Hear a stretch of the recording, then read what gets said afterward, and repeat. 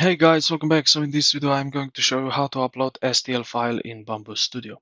So firstly we will go from here, from Studio itself. So we need to go to the top left corner where you see this file, click on it and then import, hover over and you will see here import 3MF, STL and so on.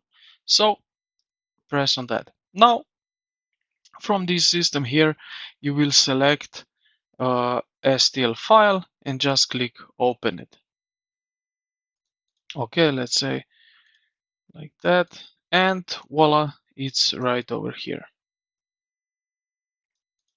Now the next thing is also that we can do is open directly this file of your computer, and let's go here where you have this STL file.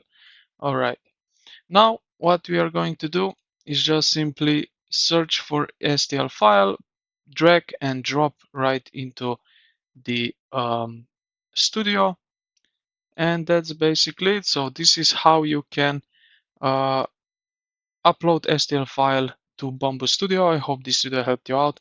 If you did, consider to like the video and subscribe to the channel. Thank you for watching and I will see you in the next